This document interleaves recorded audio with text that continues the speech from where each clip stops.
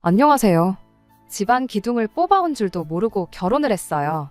그걸 알고도 결혼했으면 내가 미쳤지. 내 잘못을 누굴 탓하겠느냐 하고 말 텐데 그게 아니니 그냥 속이 뒤집어질 따름입니다.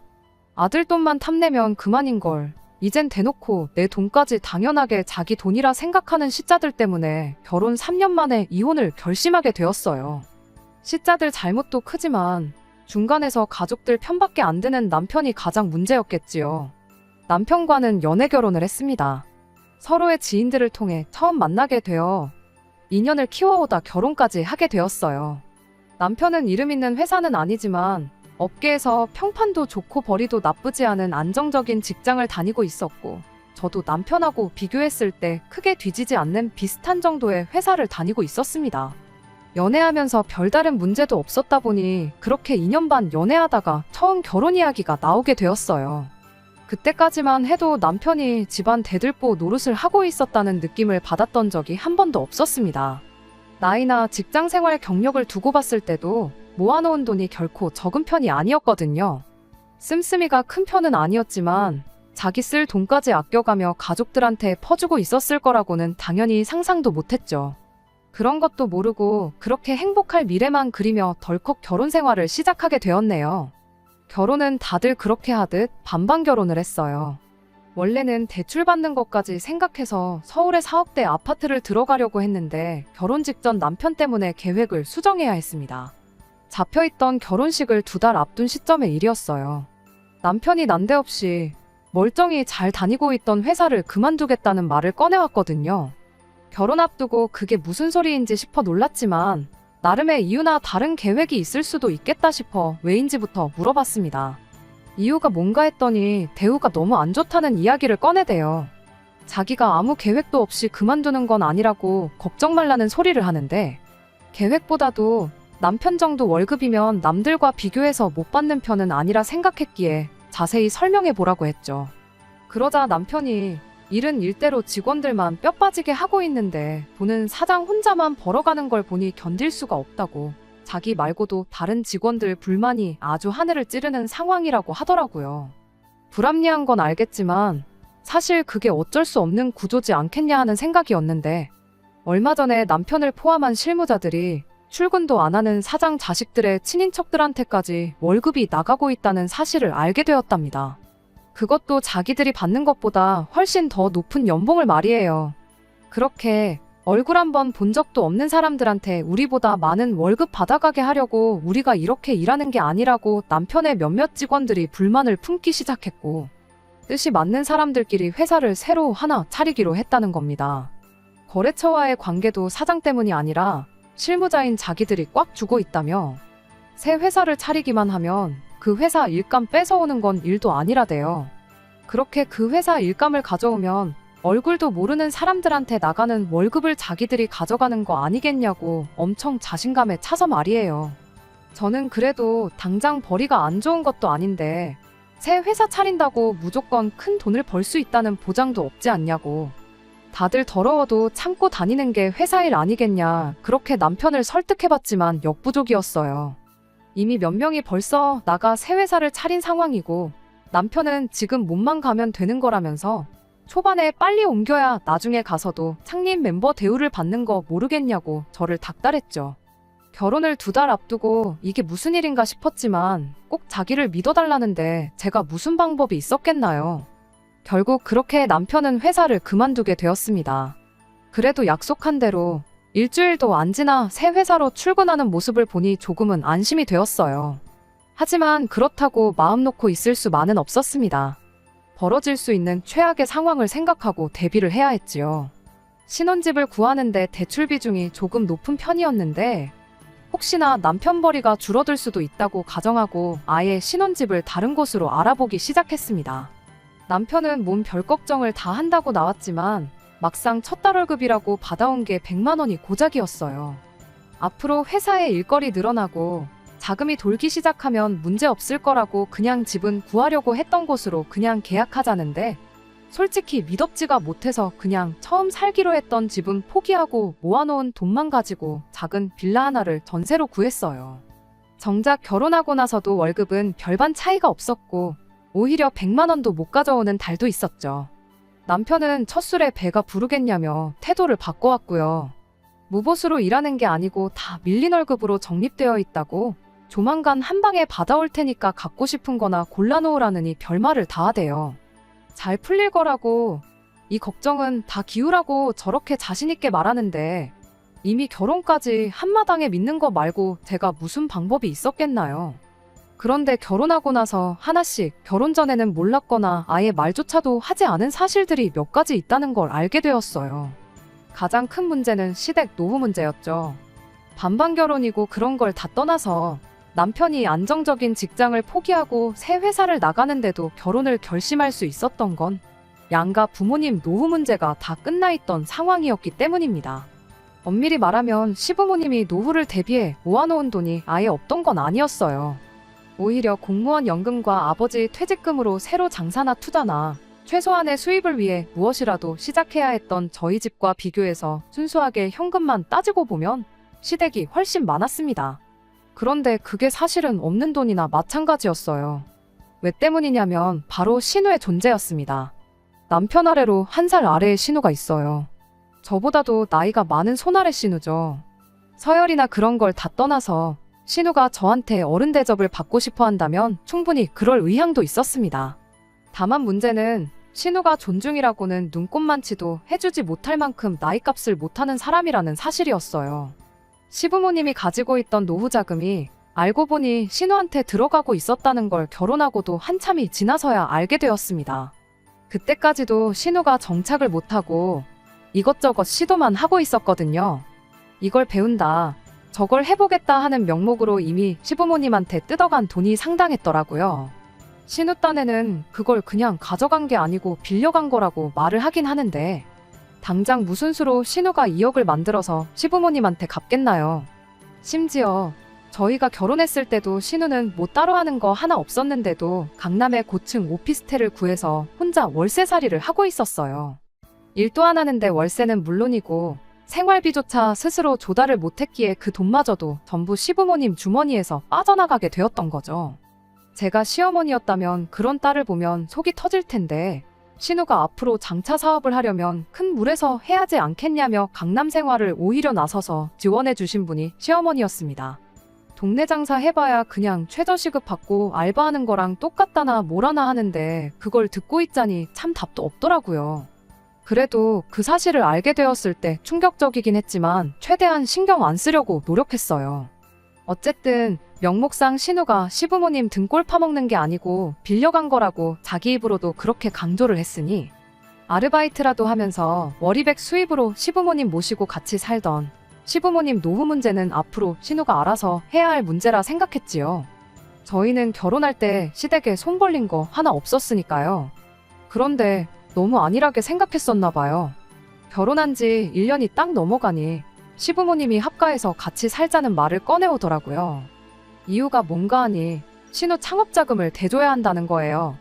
그런데 가지고 있던 돈 대부분을 이미 신우가 죄다 받아갔고 남은 돈만 가지고는 돈이 모자라니 살고 있는 집을 팔아서라도 그걸 해주겠다는 이야기였죠. 아니, 그럼 집 팔아서 가게 차려주시고 신우 사는 집에 들어가 사시면 되는 거 아니냐 했더니 신우가 강남에 자취하는 데가 세 사람 살기에 발 디딜 틈도 없이 비좁아서 안 된다는 소리를 하시더라고요. 큰 물에서 살며 사업 안목을 키워온 신우가 드디어 가게를 차리게 된 건데 이제 더 이상 강남에 살 필요 없지 않은 거 아니냐고. 모르긴 몰라도 강남에 월세 내고 살 돈이면 조금만 외곽으로 들어가도 방 2개짜리 빌라는 구하실 거다 그렇게 말을 해도 도무지 듣지 않으시대요. 그래서 시부모님을 일단 저희 집으로 모시고 갔죠. 저희 집이라고 넓은 게 아니었거든요. 남편 덕분에 번듯한 아파트 구하려다가 막판에 상황 보고 돈 좀 더 모아 들어가자고 돈에 딱 맞춰서 대출 없이 구한 전세가 13평밖에 안 되는 구축 빌라였어요. 그 와중에 남편이 고집을 부려서 이런 걸 신혼집이라고 가족들한테 보여주기 싫다고 집들이도 안 했었다 보니 시부모님한테 저희 집 상태도 한번 보여주는 게 수라고 생각했습니다. 그렇게 저희 집에 모시고 갔더니 시부모님도 이 집은 아니다 싶었는지 뭘 멀쩡히 직장 생활하는 것들이 이런 코딱지만도 못한 집을 신혼집이라고 구했느냐고 뭐라 하시더라고요. 어머님 아들이 멀쩡히 잘 다니던 직장 그만두고 월급이라고 100몇만 원 벌어오고 생활비라고 40만 원 주는 게 전부라 어쩔 수 없었다 한마디 하고 싶었지만 그때까지만 해도 남편과 사이가 좋았고 약속 지키겠다고 고생하는 사람한테 찬물 끼얹는 것 같아 최대한 말을 아꼈습니다. 그랬더니 시어머니가 대뜸 그러면 이 집에 들어가 있는 전세금이 얼마냐 묻더니 니들 통장에는 얼마 들어있냐고 물으시대요. 그런 건 왜 궁금하시냐고 따져묻기도 전에 옆에 있던 남편이 전세로 얼마 들어가 있고 결혼할 때 돈이 얼마나 남았고 그 후로 한 2천은 모으지 않았겠냐 하고 대답을 하는 겁니다. 저 인간이 눈치도 없이 왜 저러나 싶은 와중에 그 말을 듣고 돌아온 시어머니의 반응이 더 어이가 없었습니다. 그러면 니들 전세금 빼고 내 돈이랑 니들 돈 합쳐서 신우 가게부터 일단 차려주고 니들은 우리 집에 들어와서 살면 되겠구나 하는 소리를 꺼내왔으니까요. 당신들이 신우한테 받아낼 돈이 억단위인데 특별히 이번만 감안해서 신우가 가게 차리고 자리 잡고 그러면 저희 돈 먼저 갚아주게 하겠다고 엄청 선심 쓰듯 말하는데 어이가 없어서 대답도 못하고 그 자리에 멍하니 서 있기만 했습니다. 남편은 그런 큰 문제를 어떻게 하루 만에 바로 대답하겠냐고 우리가 상의해보고 대답드리겠다 하고 시부모님을 집에 모셔다 드리고 왔어요. 그 자리에서 거절했다간 시어머니랑 무슨 일이 났어도 났을 것 같으니 남편이 머리를 써서 좋게 좋게 상황을 종료시키고 나중에 전화로 따로 거절 의사를 밝히려고 그러는가 보다 하고 안도의 한숨을 내쉬었는데 시부모님 집에 모셔다 드리고 집에 돌아와서는 한다는 소리가 생각 좀 해봤냐는 말을 무심하게 툭 던지더라고요. 그때까지만 해도 남편이 농담하는 거라 생각하고 뭘 그게 생각까지 해볼 일이냐고 그렇게 대답했더니 남편 표정이 밝아지더니 그럼 언제가 좋을까 하고 저한테 되묻더라고요. 아직 1년 가까이 계약이 남아있어서 좀 그런데 잘 이야기하면 그냥 돈을 빼주지 않겠냐. 안 되면 한 돈 100만 정도 주고 일찍 빼달라고 하면 빼주지 않겠냐. 그딴 소리를 하는데 그때는 정말이지 남편과 사이가 좋고 남편 기분이 어떻고 저떻고를 떠나서 정신 나갔냐는 말이 절로 나오더군요. 남편은 이해를 못하겠다는 듯이 제게 되물었어요. 이 좁은 집에 어머니 아버지 모시고 넷이서 사는 것보다야 조금이나마 넓은 부모님 집에 우리가 들어가 사는 게 훨씬 나은 거 아니겠냐고. 이미 합가해서 같이 한 집에 사는 게 확정적인 것 마냥 말을 하더라고요. 어느 집에서 사는 게 중요한 게 아니고 왜 우리 돈으로 신우 가게를 차려주고 시부모님하고 합가를 해야 하냐고. 합가해도 신우가 합가하는 게 이치상 맞지 않냐고 했죠. 우리 전세금 빼고 모은 돈 합치고 시부모님 현금 가지고 계신 거 합쳐서 가게를 차려주면 가게 차리는데 최대 2억 정도로 생각하고 있는 거 아니겠냐고. 시부모님 집이 못해도 5억은 갈 텐데 왜 굳이 집을 팔거나 합가를 하려고 하는 거냐. 집담보로 대출받아서 신우가 사업해서 번 돈으로 이자 내면 되는 거 아니냐고 했죠. 남편은 말이 쉽지 2억 이자가 누구 집 개 이름이냐고. 신우 성격에 사업해서 번 돈으로 원금이자 갚고 자기 손에 떨어지는 돈이 얼마 안 되면 금방 실증 나서 가게 안 한다고 할 거라 대답하더군요. 그러니 동생이 하루라도 빨리 자리를 잡는 게 우리한테 제일 이득이라면서요. 신우를 저렇게 뒀다간 시부모님 재산은 재산대로 다 털리게 될 테고 결국 우리가 모시고 살게 될 거라며 그럴 바에야 빨리 신우부터 자리 잡게 도와주는 게 우리한테는 더 나은 수라며 역으로 저를 설득하려 드는 겁니다. 자기가 지금 회사에 밀려있는 월급만 다 받아도 3천은 될 거라고. 회사 자리 잡고 제대로 돈 받으면서 우리 둘이 모으면 이 집 전세 정도는 금방 다시 구하지 않겠냐고. 딱 1년만 같이 고생해주면 안 되겠냐는 거예요. 하지만 저는 끝까지 싫다고 그렇게는 못하겠다 했습니다. 오히려 남편한테 역으로 물었죠. 그놈의 회사는 대체 언제 정상화 되는 거냐고요. 당신 회사에 직원이 당신 한 명만 있는 것도 아닐 테고 당신이 밀렸으면 당신 말고도 나머지 모든 사람들 월급이 밀려있을 텐데 당장 받지도 못할 돈 이야기는 꺼내지도 말라고 했어요. 다음번에 이 이야기 꺼내고 싶으면 밀린 월급은 묻지도 않을 테니까 제대로 된 월급부터 받아오고 꺼내라고 그렇게 한마디 하고 말았죠. 남편은 제 말에 자존심이 많이 상했는지 그 길로 현관문을 박차고 집을 나가버리대요. 생활비라고 40만 원 가져다 줄 때도 한 번 싸운 적이 없었는데 말도 안 되는 타이밍에 시부모님 합가 문제로 결혼 1년 만에 남편하고 처음 대판 싸우게 되었습니다. 그래도 제가 강하게 나와서 그랬나. 남편은 그날 이후로 단 한 번도 신우 가게나 시부모님 합가와 관련된 그 어떤 말도 제 앞에 꺼내지 않았어요. 월급 제대로 받아오는 날에 큰 소리를 치지 않을까 하는 생각이 들긴 했지만 그 후로 1년이 더 지나는 동안 남편이 집에 가져오는 돈은 150만 원에서 200만 원이 전부였거든요. 자기 가족들 보면 아쉽긴 했겠지만 남편이 저한테 뭐라 말을 할 수 있는 상황은 아니었죠. 아무튼 남편 벌이가 나아질 기색을 보이지 않다 보니 이후로 남편과 그걸 이유로 몇 번 다투기도 했습니다. 세상 어느 기업이 직원들 일자라는 거 보고 일감을 주겠냐고, 당신 다니던 전 회사 사장이 아무것도 안 하고 회사 수익으로 가족들 몰래 월급 주고 그랬어도 여지껏 쌓아놓은 게 있으니 회사를 그만큼 키우고 굴리고 있었던 거 아니겠냐고. 당장 더럽다고 다 같이 우르르 그만뒀을 때나 힘들었겠지. 2년이 지나버린 지금 그 회사는 다시 사람 뽑아서 멀쩡히 잘 굴리고 있을 거라고. 여지껏 당신 벌이를 보면 그 회사 일감 뺏어오는 건 이제 물 건너간 이야기 아니겠냐고 강하게 한마디 했었어요. 계속 그 돈 받고 일할 바에 자존심 숙이고 먼저 회사에 다시 받아달라 이야기를 해보던가, 아니면 더 늦기 전에 새 일자리 구하고 이직이라도 하던가 하는 말도 했었죠. 돈 얼마 덜 벌어오게 되는 것보다 저러다 남편 회사가 어떻게 되기라도 하면 큰일이겠다 싶어 저는 제 나름 최선의 조언을 해줬던 겁니다. 하지만 그럴 때마다 남편은 이쪽 일이 어떻게 돌아가는지도 모르면서 그렇게 맘대로 말하지 말라 대답했어요. 그리고는 꼭 그달 월급으로 400만 원 정도를 받아왔었습니다. 이달은 일이 잘 풀렸다는 식으로 말을 하고는 했는데 그걸 보니 또 진짜 되기는 되는 건가 싶기도 하고, 사실 이 상황이 누구보다 힘든 건 남편이 아니겠나 하는 생각이 들었어요.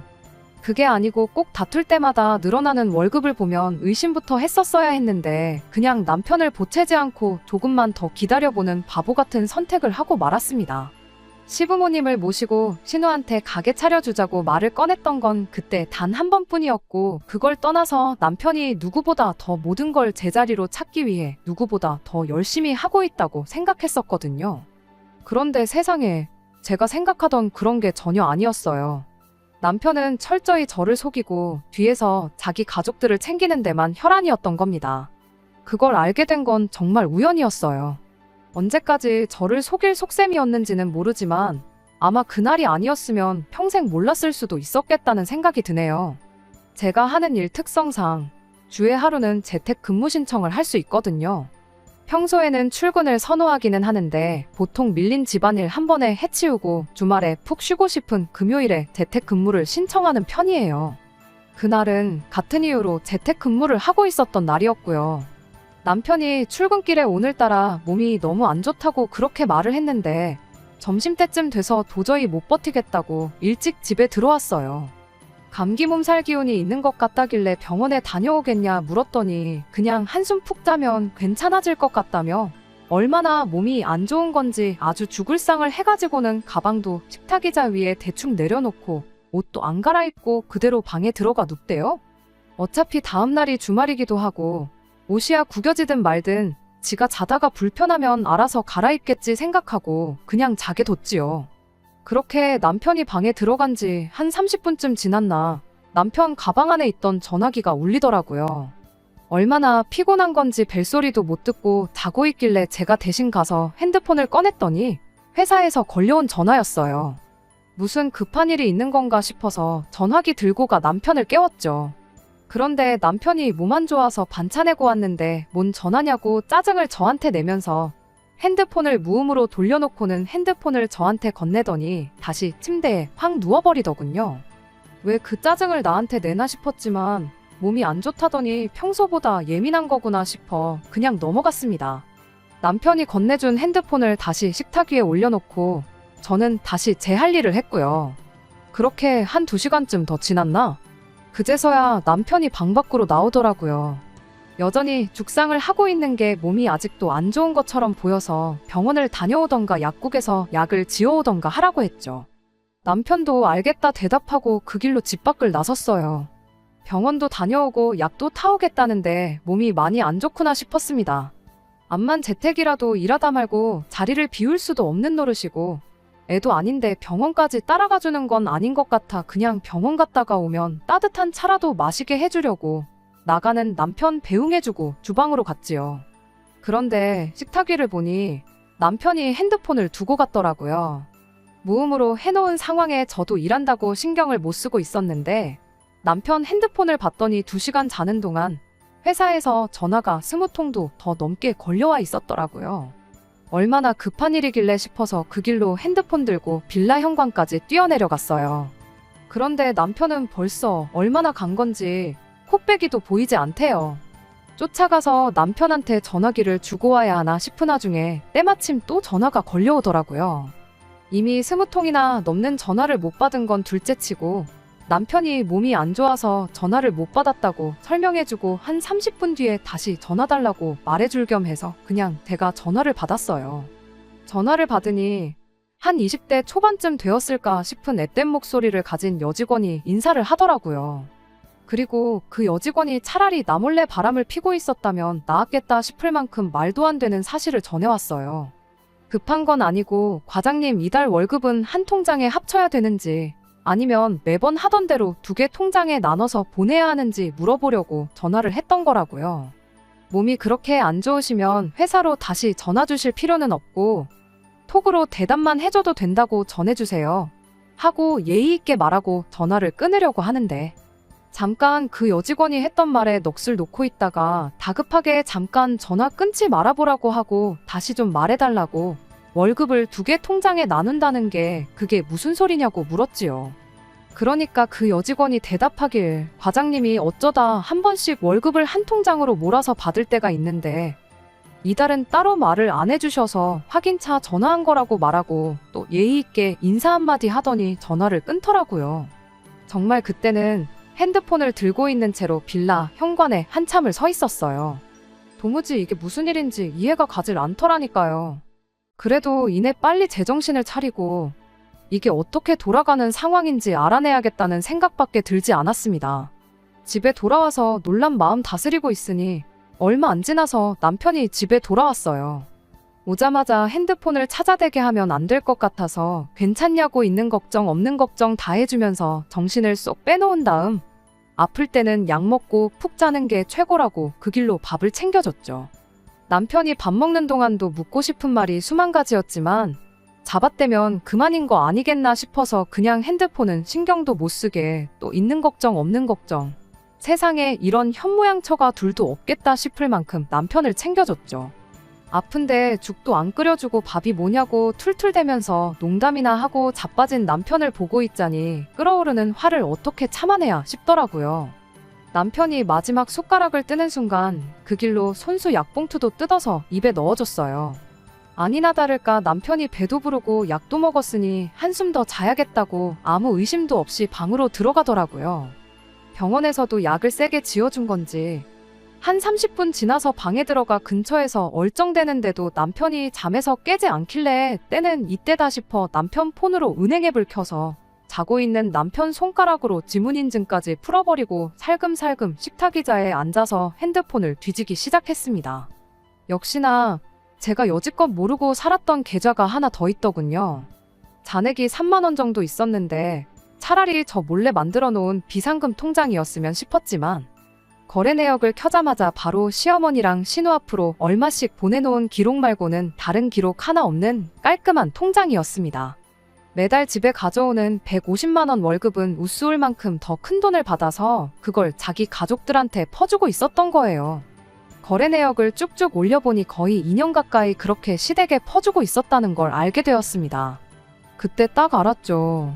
남편 회사가 3년 동안 제대로 안 굴러가고 있다는 건 저희 착각이었고 사실 남편은 먼저 다니던 회사에서보다 더 많은 돈을 벌면서 결혼 전에 자신 있게 했던 그 약속을 지킨 상황이었다는 걸요.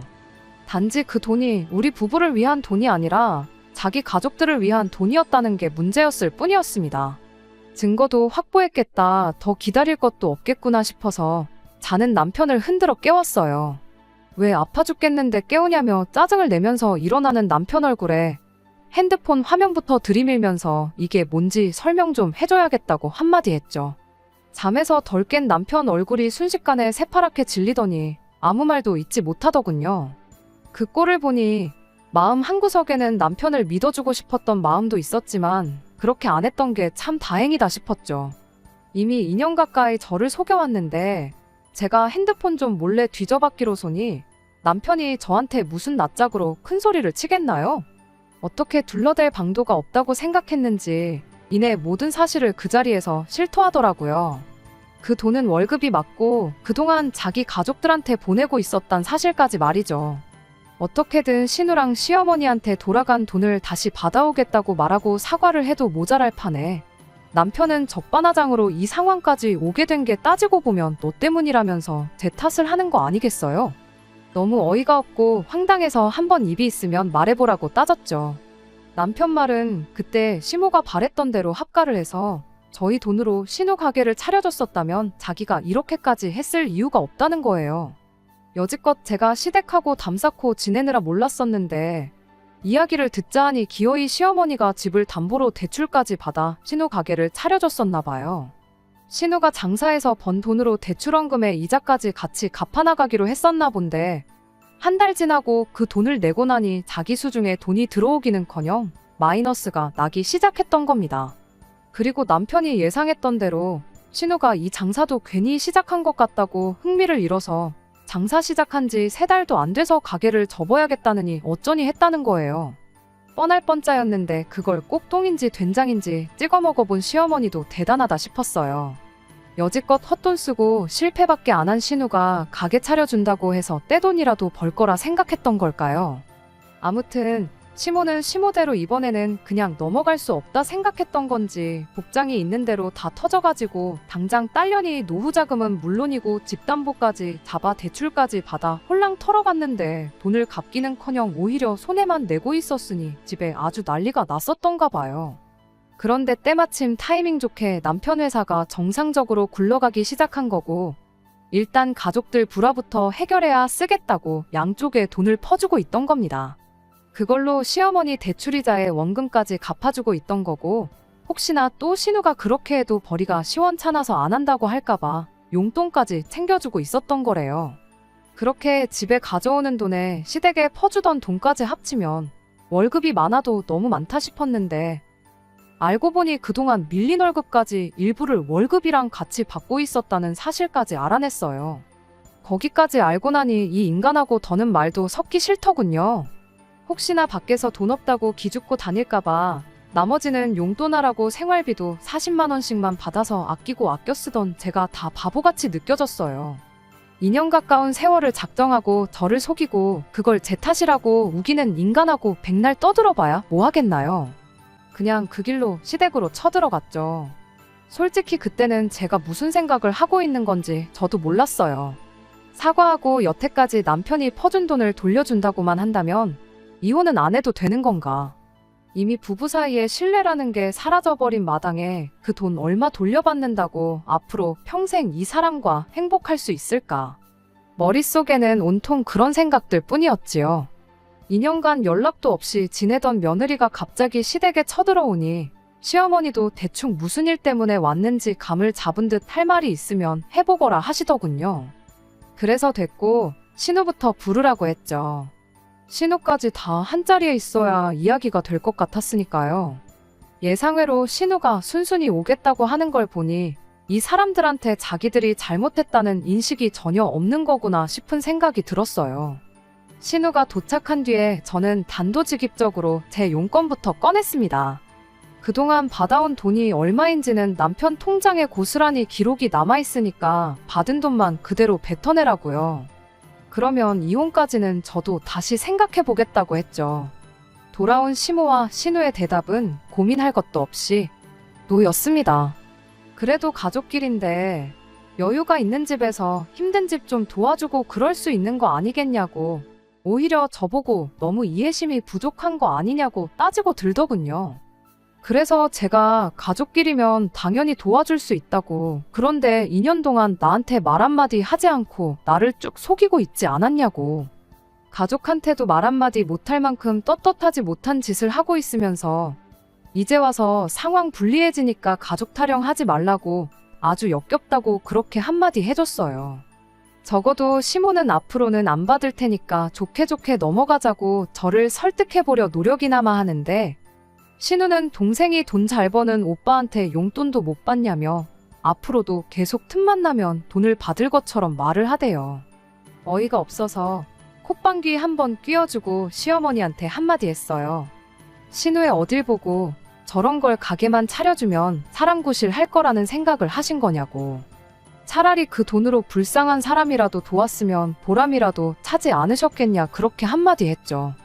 그랬더니 신우가 그 말에 긁힌 건지 혼자 얼굴이 시뻘겋게 변해서 노발대발하더니 저한테 다가와 냅다 제 뺨을 날리더군요. 나이도 어린 게 그래도 오빠랑 결혼했다고 형님 대접을 해줬더니 사람이 우습게 보이냐며 어디 오늘 한번 너 죽고 나 죽자고 성질을 부리는데 돈도 돈이지만 뺨까지 맞은 상황에 저도 더는 보이는 게 없어서 그 길로 신우 머리채를 붙들어 버렸어요.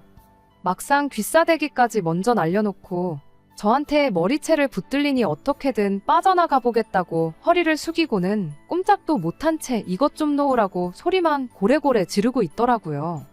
시어머니도 가세해서 이거 놓으라고 제 등짝을 때리기 시작했고 남편하고 시아버지가 나서서 저를 뜯어내려고 했지만 어디 머리채에 움켜쥔 손이 쉽게 풀리겠나요? 한참 동안에 씨름 끝에 저를 떼어내긴 했는데 그러고 나서 보니까 움켜쥔 제 손에 신우 머리카락이 한 움큼 있대요. 신우가 저를 고소하겠다고 난리를 떨길래 어디 해볼 테면 해보라 말하고 아들도 돌려줄 테니 아들 돈으로 빚을 갚든 신우를 먹여 살리든 좋을 대로 하라고 한마디 해주고 시댁에서 뛰쳐나왔습니다. 그렇게 3년 결혼 생활에 종지부를 찍게 되었어요. 신우가 큰 소리 떵떵 친 대로 머리카락 몇 개 뽑힌 걸 가지고 저를 폭행죄로 고소를 해왔습니다. 이러나 저러나 어쨌든 속은 후련했으니 그냥 합의금 얼마 주고 말거나 안 되면 벌금 내고 말려고 했었는데 그날 나누는 대화에 따라서 남편과 이혼할지 말지를 정해야겠다고 나중에 증거로 사용될 수도 있겠다 싶어 시댁 들어가기 전부터 핸드폰에 녹음기를 켜놓은 상황이었거든요. 덕분에 정황상 신우가 저를 먼저 때린 게 입증이 돼서 쌍방으로 어떻게 좋게 처리가 되었습니다.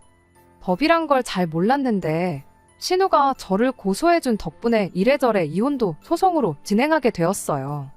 남편이 저한테 자기 월급을 속이고 시댁에 돈을 퍼주던 게 남편이 번 돈이라 상관없을 줄 알았는데 그 돈도 분할 대상에 포함이 될 수 있다는 걸 그때 처음 알게 되었어요. 생활비를 제 돈으로 더 냈던 것도 유책 사유가 남편한테 있던 것도 전부 저한테 불리할 게 하나 없는 상황들이라는 사실들까지요. 그냥 반반 결혼했으니까 재산 절반 나눠서 깔끔하게 이혼하고 끝내려고 했는데 굳이 신우가 법의 존재 가치를 저한테 직접 입증시켜준 덕분에 재산 분할도 유리하게 받아오고 얼마나마 위자료까지 받아내서 이혼을 할 수 있었네요. 이미 이혼까지 한마당에 힘들게 자리 잡았다는 남편 회사 사정이 어려워지길 바라지는 않았습니다. 다만 남편 앞길은 이혼하기 전과 비교해서 순탄치 않았으면 싶기는 했죠. 그런데 그 일이 실제로 일어나 버렸어요. 시댁 쳐들어가서 신우랑 그런 일이 있던 직후 남편이 회사 출근해서 그 여직원한테 너 때문에 집안이 개박살이 나고 나는 이혼당하게 생겼다며 난리를 쳤다네요. 들어온 지 얼마 안 된 신입 직원이라고 요즘 애들이 일머리가 없다더니 그 정도 눈치도 없냐고 저랑 이혼하게 된 그날까지 아주 잡들이를 했답니다. 그런데 또 요즘 애들이 어디 보통 애들인가요? 남편이 그러던 걸 그대로 녹음해서 증거를 수집해서 고용노동부에 신고를 했는가 봐요. 요즘 안 그래도 사회가 그런 일로 많이 민감해하는 시대잖아요. 그렇게 결국 남편은 회사에서 해고 조치를 받게 되었답니다. 그래도 밀렸던 월급은 다 받아서 나왔는가 본데 그거 얼마나 된다고 시댁 빚이나 갚아줄 수 있을까 싶대요. 내가 벌어오는 돈이 있다고 자기 월급까지 숨겨가며 똥오줌 못 가리고 지 가족들 퍼주던 인간이 개털이 된 지금도 그 잘난 대들보 노릇을 하려고 들지는 참 의문이네요. 이왕 이혼까지 각오하고 해준 거 이혼했다고 포기하지 말고 끝까지 자기 가족들 책임지고 평생 그렇게 혼자 살다가 가면 참 좋겠네요. 끝까지 들어주셔서 감사합니다. 오늘의 사연은 여기까지입니다. 구독과 좋아요, 알람 설정 부탁드리고 더 좋은 사연으로 다시 찾아뵙겠습니다. 감사합니다.